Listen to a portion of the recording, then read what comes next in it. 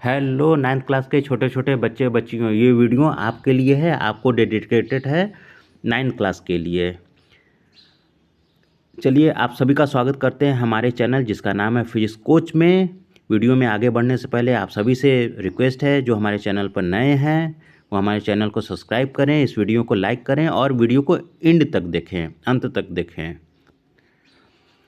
ये हमारा जो वीडियो है ये पार्ट 2 है। ये class 9 science NCERT chapter first matter in our surroundings से है। एक इसका पार्ट 1 और बना हुआ है जो कि ऑलरेडी हमारे चैनल पर अपलोडेड है। वहाँ मैंने बहुत सारा क्वेश्चन डिस्कशन किया था मल्टीपल चॉइस क्वेश्चन का, और ये उसका दूसरा पार्ट है। तो जिनको पहला पार्ट देखना है हमारे चैनल पर जा कर के उसको देख सकते हैं फिजिक्स कोच में। तो चलिए वीडियो में हम लोग आगे बढ़ते हैं। आगे बढ़ने से पहले आप सभी को बता दें कि अब हमको उसके बाद का क्वेश्चन सर्च करना है जो कि हम पहले वाले वीडियो में बना चुके हैं। तो उसके बाद वाला जो क्वेश्चन है वो बहुत ही मज़ेदार है। क्वेश्चन को हम लोग पढ़ लेते हैं। 10वां क्वेश्चन है, in the process of conversion of A solid into A gas without passing through the liquid state is called. बोल रहा है क्वेश्चन में, पहला पार्ट भी आप पूरा देखिए, इस पार्ट को भी आप पूरा देखिए, लास्ट तक एंड तक देखिए। The process of conversion of A solid into A gas without passing through the liquid state, मतलब कोई चीज़ सॉलिड से सीधा लिक्विड स्टेट में गैसियस स्टेट में चली जाती है तो उस प्रोसेस को क्या बोलते हैं? उस प्रोसेस को बोलते हैं सब्लिमेशन। सब्लिमेशन प्रोसेस में क्या होता है आपका, कोई भी चीज़ सॉलिड से सीधा लिक्विड फॉर्म में चला जाता है। इवेपोरेशन क्या होता है, कोई चीज़ लिक्विड से गैस फॉर्म में जाता है। कंडेंसेशन में क्या होता है, कोई चीज़ गैस फॉर्म से लिक्विड फॉर्म में या लिक्विड से सॉलिड फॉर्म में कन्वर्ट हो जाता है। सब्लिमेशन क्या होता है, उल्टा होता है। फ्यूज़न में क्या होता है, एटम एटम आपस में मिल जाते हैं, इसको बोलते हैं फ्यूज़न। तो आंसर सी सही हो जाएगा, सब्लिमेशन। नेक्स्ट क्वेश्चन आपके स्क्रीन पर दिखाई दे रहा होगा, बड़ा मज़ेदार क्वेश्चन है। Which of following substance does not show the property of sublimation. निम्न में से कौन सा तत्व है जो कि सब्लिमेशन नहीं प्रदर्शित करेगा, नहीं शो करेगा? तो ऑप्शन ए है आयोडीन, बी है कैम्फर, सी है नेफथलीन, डी है कॉपर। ठीक है, तो इसमें ऑप्शन सही क्या हो जाएगा, कॉपर। कॉपर क्या है, एक मेटल होता है, मेटल होने के कारण ये सब्लिमेशन नहीं करता है। अगर मान लीजिए आप इमेजिन कीजिए कि कोई भी मेटल सब्लिमेट कर जाता है तब क्या क्या असर होता है इस दुनिया पर। बहुत ही मज़ेदार और रेडिकुलस हास्यास्पद स्थिति हो जाती है। मान लीजिए आपके घर वाले सोना चांदी खरीद करके मार्केट से लाते, उसको अलमारी में सेफ्टी के लिए बंद कर देते। कुछ दिन बाद जब उसको पहनने के लिए आपकी मम्मी गहना अलमारी खोलती तो देखती वो गहना गायब है। क्यों? वो क्योंकि जो गोल्ड है वो सब्लिमेट कर गया है, ठीक है, उड़ गया है। लेकिन ऐसा नहीं होता है, हैं, मज़ा आ जाता है ऐसा अगर हो जाता। मान लीजिए कोई व्यक्ति है, सेठ साहूकार है, वो हीरा खरीद करके लाता है अपने अलमारी में, तिजोरी में उसको रखता है, कुछ दिन बाद में देखता है कि वो गायब हो जाएगा। तो ऐसा नहीं होता है। तो मेटल कभी भी सब्लिमेट नहीं होता है। इसी तरह मान लीजिए आप लोहे का कोई बर्तन, गिलास, ये जो हम लोग बर्तन खाना खाते हैं, अगर मान लीजिए स्टील में सब्लिमेशन की प्रॉपर्टी होती है तो हम लोग खाना जो है उसमें रखते हो तुरंत गायब हो जाता। तो ऐसा नहीं होता है। हाँ, ये बड़ा हास्यास्पद और रेडिकुलस लग रहा है। तो ऐसा नहीं होता है। तो ये कॉपर ही इसका सही आंसर है, क्योंकि क्वेश्चन में पूछ रहा है कौन सा सब्लिमेट नहीं होता है। जबकि आयोडीन, कैम्फर, नेफथलीन ये तीनों सब्लिमेट होता है। आयोडीन क्या होता है, ब्लू कलर का होता है। कहा जाता है ना, नमक में आयोडीन मिलाया जाता है। हमारे घेंगा यानी ग्वाइटर के लिए बहुत ही इंपॉर्टेंट होता है। ठीक है, गले में घेंगा हो जाता है तो गला सूज के बड़ा सा हो जाता है। ठीक है, वहाँ एक ग्लैंड होता है उस थायराइड, वही बड़ा हो जाता है। ठीक है, तो आयोडीन उसके लिए खाया जाता है। जिसके अंदर आयोडीन की कमी होती है उसको थायरोनाम से या थायरॉक्सिन दवा खाने को डॉक्टर बोलता है। ठीक है, कैम्फर, इसको हिंदी में कपूर कहते हैं। कपूर, कपूर, कपूर घरों में मिलता है, पूजा वूजा की सामग्री। आपके यहाँ अगर पूजा होता होगा तो आपकी माता जी ज़रूर कपूर रखे होंगे, वाइट कलर का होता है। इसका जो गंध होता है बहुत तेज होता है। बहुत तेज ये उड़ता है, आग लगाते ही आग जल जाता है, उसी को बोलते हैं कपूर। नेफथलीन क्या होता है, सफ़ेद रंग का, इसको घरों में कारगोली बोलते हैं। जहाँ कपड़े उपड़े की अलमारी होती है, जिस अलमारी में कपड़े उपड़े रखे जाते हैं ना, वहीं पर उसको कारगोली को रखा जाता है ताकि कीड़े मकोड़े और कॉकरोच ये सब ना लगें। तो ये भी बहुत ख़तरनाक चीज़ होता है। कभी भी नेपथलीन छूने के बाद हाथ को, उंगलियों को मुंह में नहीं डालना चाहिए, बल्कि हैंड वॉश अच्छे से कर लेना चाहिए। अगर आपकी मम्मी नेपथलीन यूज कर रही हैं तो उनको बोल दीजिए कि हैंड वॉश करने के बाद ही खाना पीना या कोई भी चीज़ खाने पीने वाली चीज़ों को टच करें। ये बहुत ही ख़तरनाक जहर जैसा होता है। हाथ में देखिए लगेगा जैसे कि पानी छोड़ दिया हो। कैम्फर भी क्या होता है, कैम्फर लेकिन बहुत अच्छी चीज़ होती है। कैम्फर का बहुत ज़्यादा मेडिसिनल इफ़ेक्ट गुण भी है। कैम्फर को अगर आप नारियल के तेल में मिला कर के बॉडी में लगाएंगे ना तो बहुत ही कूलिंग इफ़ेक्ट देता है, और आपके जो फोड़े फुंसी होंगे, छोटे छोटे दाने निकले रहते हैं, वो सही हो जाता है। ये मेडिसिनल इफ़ेक्ट होता है। और ये ऐसा क्यों होता है, क्योंकि कैम्फर उड़ता है, कपूर उड़ता है, ठीक है। उड़ता है तो बॉडी से जो एक्स्ट्रा टेम्परेचर होता है उसको लेकर के उसके एटम मालिक्यूल्स उड़ जाते हैं एनवायरनमेंट में, ठीक है, सराउंडिंग्स में। इसी कारण से बॉडी को ठंडा का एहसास होता है। कपूर को छोटा सा टुकड़ा, एकदम चींटी के बराबर का टुकड़ा, छोटी सी चींटी के बराबर का टुकड़ा अगर पानी पर डाल देंगे तो वो देखिए जिगजैग आड़े तीर से आगे पीछे घूमने लगता है। ये सरफेस टेंशन के कारण होता है। कपूर को थोड़ा सा, बहुत ही हल्का मात्रा में खाया भी जाता है, हालांकि खाने का कोशिश मत कीजिएगा, ठीक है, उल्टी उल्टी होने लगेगा। मेडिसिन में सिर्फ किया जाता है। तो इसमें ऑप्शन डी सही हो जाएगा। बहुत सारे चीज़ आपको बता दिए। नेक्स्ट क्वेश्चन आपके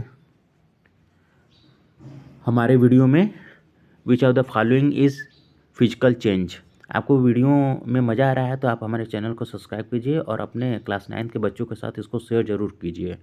which of following is a physical change, मतलब निम्न में कौन सा फिजिकल चेंज है। Rusting of iron, burning of paper, melting of ice, cooking of food. तो इसमें फिजिकल चेंज क्या है, मेल्टिंग ऑफ आइस, क्योंकि जब कोई चीज़ फिजिकल चेंज तब कही जाती है जब उसके एटम का स्टेट चेंज करता है। तो इसमें मेल्टिंग ऑफ आइस में क्या हो जाएगा, सॉलिड से वो लिक्विड फॉर्म में जा रहा है। तो इसमें ऑप्शन सही हो जाएगा melting of ice.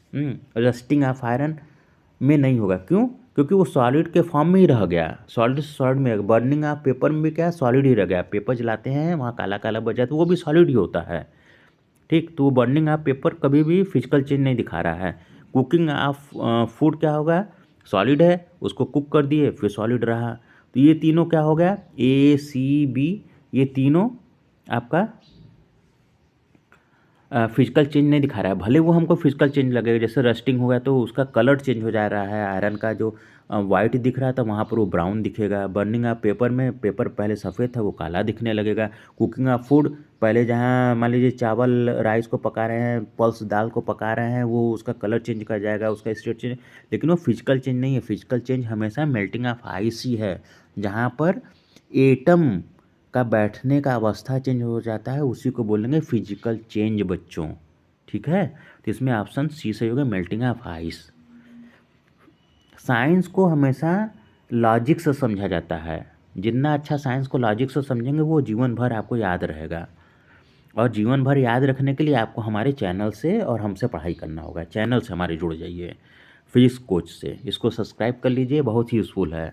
Which of following has the highest intermolecular force, निम्न में कौन सा इंटरमॉलिक्यूलर फोर्स सबसे ज़्यादा होगा। इंटरमॉलिक्यूलर फोर्स होता क्या है बच्चों, दो एटम के बीच में जो फोर्स आपस में लगता है ना, उसी को बोलते हैं इंटरमॉलिक्यूलर फोर्स। मतलब मान लीजिए ये एक एटम है, ये एक एटम है, ये वाला एटम इस वाले एटम पर जो फोर्स लगाएगा और ये वाला एटम इस वाले पर जो फोर्स लगाएगा, तो जो फोर्स लगा रहा है ना उसी को बोलते हैं इंटरमॉलिक्यूलर फोर्स। ये जो फोर्स होता है ना, ये बहुत ही छोटे दूरियों के लिए होता है, 10⁻⁻10 मीटर ऑर्डर के लिए होता है। यानी जब एटम बहुत ही एक दूसरे के पास पास होते हैं ना, तभी ये एक दूसरे पर लगता है। एटम अगर दूर दूर होंगे तो इंटरमॉलिक्यूलर फोर्स नहीं लगता है। जैसे गैस में जो इंटरमॉलिक्यूलर फोर्स होता है ना, वो नहीं लगता है, क्यों, क्योंकि गैस के जो एटम और मॉलिक्यूल्स होते हैं वो आपस में एक दूसरे से काफ़ी दूरी पर होते हैं। लिक्विड में गैस से थोड़े से ज़्यादा करीब होते हैं, सॉलिड में सबसे ज़्यादा करीब होते हैं। इस कारण से सॉलिड में जो इंटरमॉलिक्यूलर फोर्स होगा वो सबसे ज़्यादा लगेगा। प्लाज्मा गैस मैटर का फोर्थ स्टेट होता है, ठीक है। अब प्लाज्मा होता क्या है, जैसे सन जो है वो प्लाज्मा है। अच्छा, अब आप कहेंगे कि प्लाज्मा को धरती पर दिखाइए, तो धरती पर जानते हैं प्लाज्मा जो आग निकलती है, जो आग पीले रंग की नीले रंग की देखते हैं ना, वो प्लाज्मा ही होता है। कागज़ को जलाते हैं तो जो पीला पीला जलते हुए आपको दिखता है ना, वो प्लाज्मा ही है। गैस स्टोव को जो आप जलते हुए बर्नर में देखते हैं, वो प्लाज्मा ही है। कैंडल जब जलाते हैं तो पीले रंग की जो रोशनी होती है, अभी दिवाली था, दिवाली पर आपने दिया जलाया होगा, तो दीपक जलाते समय जो पीले रंग का दिखाई देता है ना, वो सब क्या है, प्लाज्मा ही है। तो फोर्थ स्टेट ऑफ मैटर है प्लाज्मा। तो इसमें ऑप्शन ए हो जाएगा। सॉलिड का जो इंटरमॉलिक्यूलर फोर्स सबसे ज़्यादा होता है, इसी कारण से तो एटम एटम एक दूसरे को पकड़े रहते हैं, वो सॉलिड के फॉर्म में होता है। नेक्स्ट क्वेश्चन आपके स्क्रीन पर दिखाई दे रहा होगा, थोड़ा सा बड़ा कर देते हैं। आई होप कि आपको बहुत ही मज़ा आ रहा होगा क्वेश्चन को सॉल्व करने में। चैनल को खूब फैलाइए, आप चैनल को सब्सक्राइब कीजिए पहले, ठीक है, हमको सपोर्ट कीजिए। The process of changing a liquid into A gas is called. Liquid से गैस में बदलने को हम क्या बोलते हैं? इवेपोरेशन बोलेंगे, कंडेंसेशन बोलेंगे, सब्लिमेशन बोलेंगे, फ्यूज़न बोलेंगे। तो ऑप्शन बी सही हो जाएगा, इवेपोरेशन। आप सब लोग जान रहे होंगे इवेपोरेशन में क्या होता है, कोई भी चीज़ लिक्विड फॉर्म से गैस फॉर्म में बदल जाता है, ठीक है।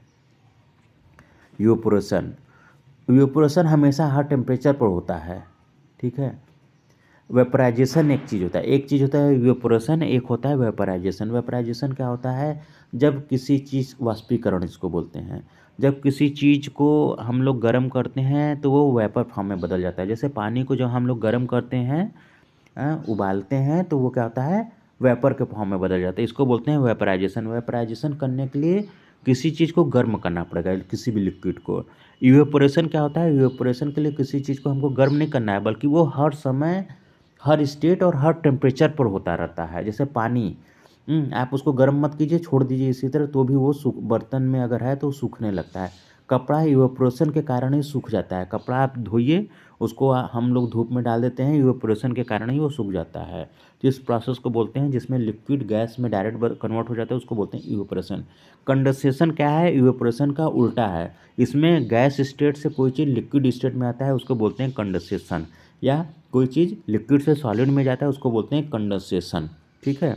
सब्लिमेशन क्या है, सॉलिड से डायरेक्ट गैस में कन्वर्ट हो जाने को बोलते हैं सब्लिमेशन।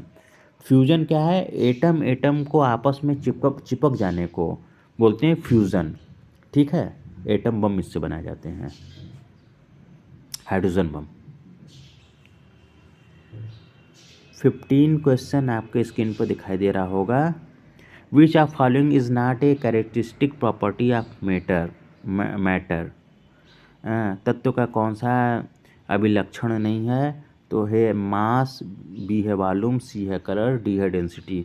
तो आप लोग जानते होंगे मास, वॉल्यूम और डेंसिटी, इसको रो से दिखाते हैं, ठीक है। तो मास m, volume v, density rho, ये उसका कैरेक्टरिस्टिक प्रॉपर्टी होता है। लेकिन कलर किसी भी मैटर का कैरेक्टरिस्टिक प्रॉपर्टी नहीं होता है। तो इसमें आंसर सी सही हो जाएगा, कलर।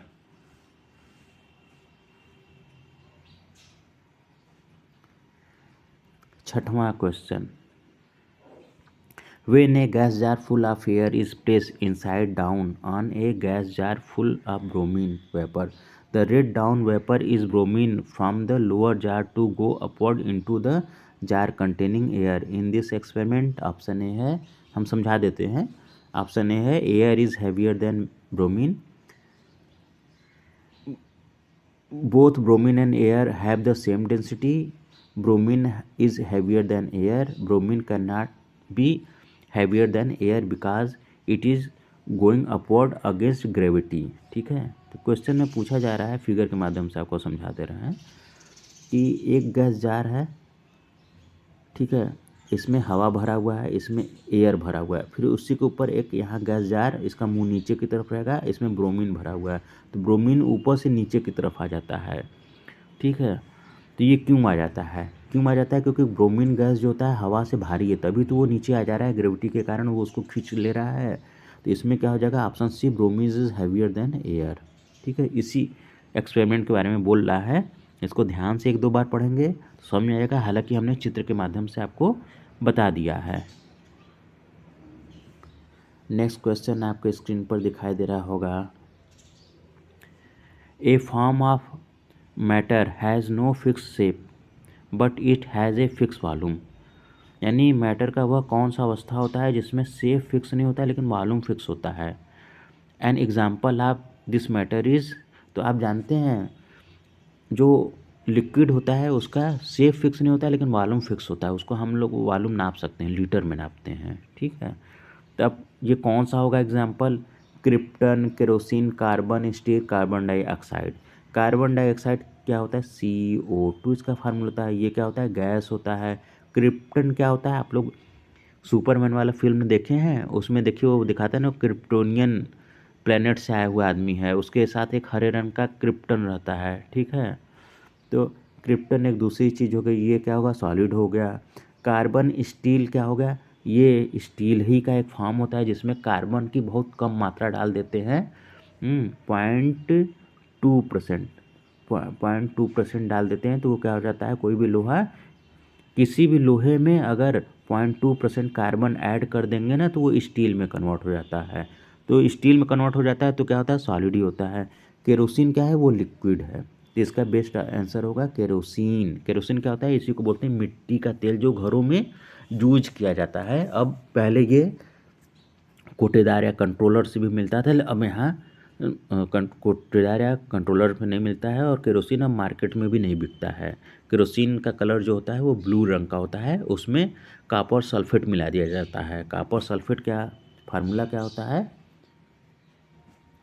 Cu2SO4, कॉपर सल्फेट, इसको तूतिया बोलते हैं, ये जहरीला होता है। पहले जो गोद वोद बनाई जाती थी ना, उसमें कॉपर सल्फेट मिला दिया जाता था। कॉपर सल्फेट मिलाने से क्या होता था कि उससे जब किताब कॉपी को लसा जाता था या सटाया जाता था, चिपकाया जाता था ना, तो उस कीड़े मकोड़े चूहे उसको नहीं कुतरते थे, तो उनसे बचाने के लिए कॉपर सल्फेट उसमें मिला दिया जाता था। हिंदी में इसको बोलते थे तूतिया।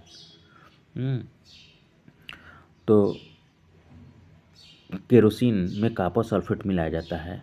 क्यों मिलाया जाता है, आप लोगों ने न्यूज़ में सुना होगा कि बहुत लोग केरोसिन पी करके, इसी को महाराष्ट्र में बोलते हैं घासलेट, पी करके अपना जान दे देते थे, ठीक है। तो उससे बचने के लिए उसमें कॉपर सल्फेट मिला दिया जाता था, कोई उसको पिएगा ही नहीं, सेफ्टी के लिए।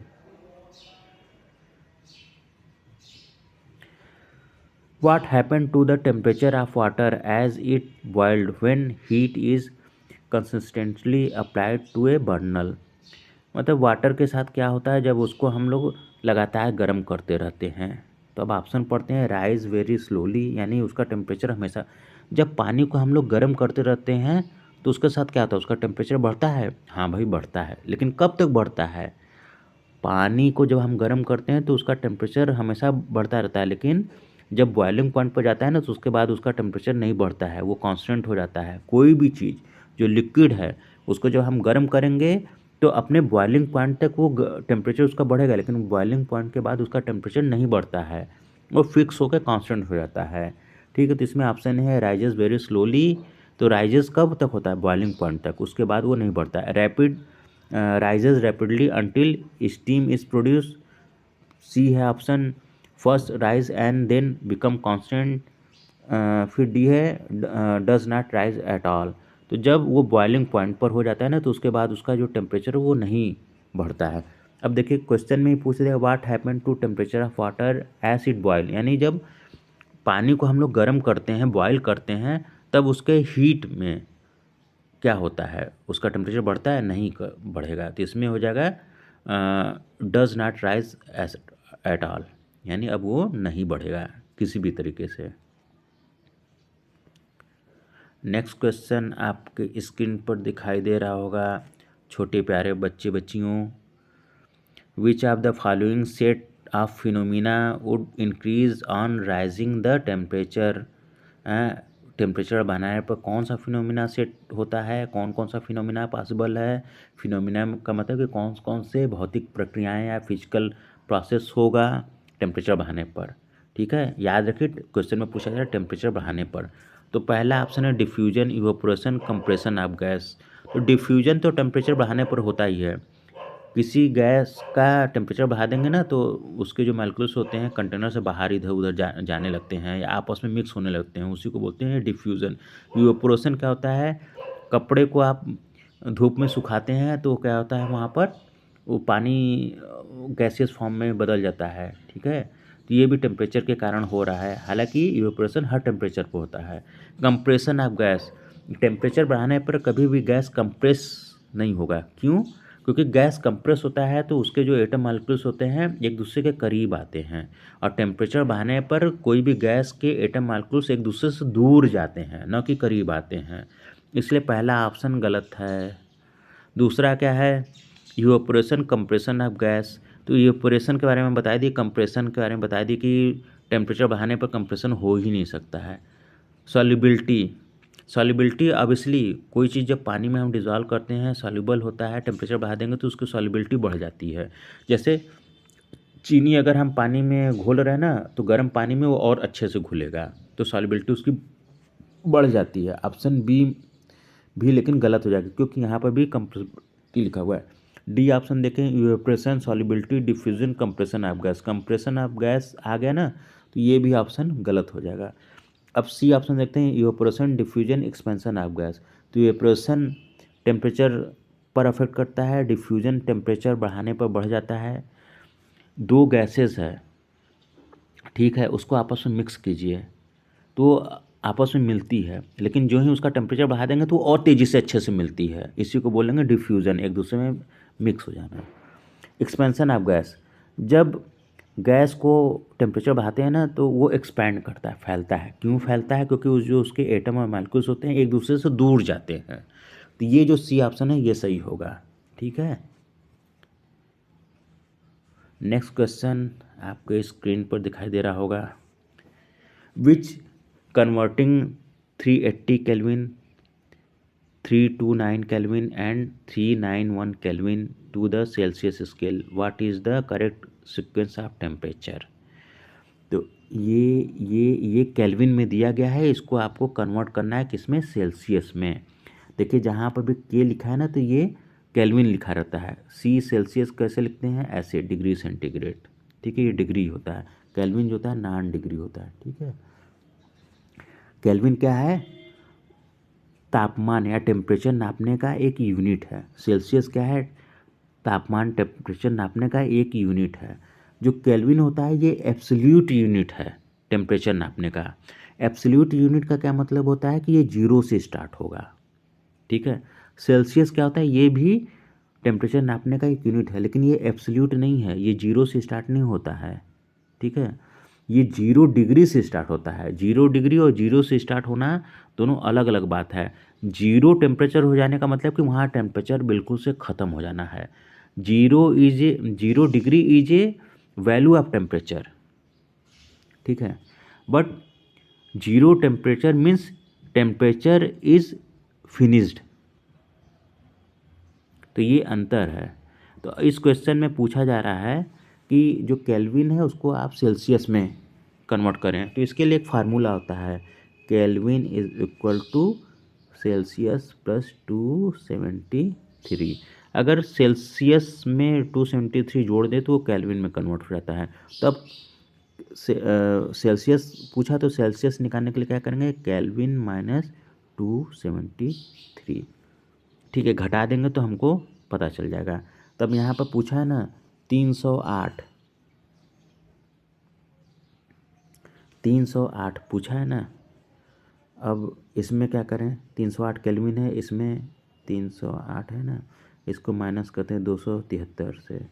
273 से कर देंगे तो आपको आंसर मिल जाएगा 8 5, यहाँ 10 में से गया 35, तो जो 35 वाला होगा इन दोनों में से होगा, ठीक है, एक हो गया।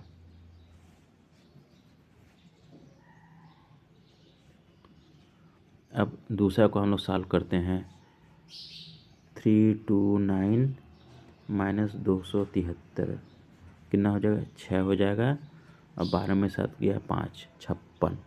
इन दोनों में से ही कोई सही होगा। अब लास्ट वाला देखना होगा। लास्ट वाला देखते हैं, 391 माइनस 273, तो 11 में से 3 गया, कितना हो जाएगा? 8 हो जाएगा। और 9 यहाँ पर बचा 8, 1 18, और यहाँ पर 1 बचेगा 118। तो 118 वाला कौन सा है, ये सी वाला सही होगा। ठीक है, तो हमने यहाँ पर आपको सॉल्व करके दिखा दिया कि सी वाला यहाँ पर सही हो रहा है। तो ये भी वीडियो काफ़ी बड़ा और अच्छा बना हुआ है, इसमें आपको ढेर सारे क्वेश्चन है। नेक्स्ट जो हमारे वीडियो आने वाला है उसके बारे में आपको इसी वीडियो में बता देते हैं, ताकि आप हमारे चैनल को सब्सक्राइब करने के बाद, इस वीडियो को लाइक करने के बाद उस वीडियो को भी देखें और उस वीडियो को भी लाइक करें और सब्सक्राइब करें चैनल को, और अपने दोस्तों के साथ शेयर करें। आप वीडियो को पूरा देखिए, और जो बच्चे हमारे वीडियो को पूरा देख रहे हैं उनको बहुत बहुत बहुत बहुत धन्यवाद। तो हमारे जो नेक्स्ट वीडियो है छोटे बच्चों, वो क्लास 9th साइंस के लिए MCQ बेस्ड है, मल्टीपल चॉइस क्वेश्चन का रहेगा। Chapter 2 is matter around us pure, मतलब कि जो हमारे आसपास के मैटर हैं जो हमको दिखाई देते हैं वो क्या प्योर हैं या वो मिक्स होते हैं, इसी पर आधारित रहेगा। तो इस पर हम ढेर सारे मज़ेदार और फुल एक्सप्लेनेशन के साथ वीडियो ला रहे हैं। तो आप हमारे चैनल के साथ बने रहिए, आपको बहुत ही मज़ा आएगा, आपके एग्जामिनेशन के लिए बहुत ही हेल्पफुल होगा। और आपको ये भी बता दें कि यहाँ पर class 10th, class 11th physics, class 12th physics के ढेर सारे मल्टीपल चॉइस क्वेश्चन के यूज़फुल जो कि बोर्ड एग्जाम में आने वाले हैं, वीडियो ऑलरेडी अपलोडेड हैं। तो आप अपने क्लास के और स्कूल के सारे बच्चों में ये चीज़ें शेयर कर दीजिए। वीडियो को लास्ट तक देखने के लिए आप सभी का बहुत बहुत बहुत बहुत धन्यवाद। आशा करते हैं कि आपका दिन अच्छा होगा।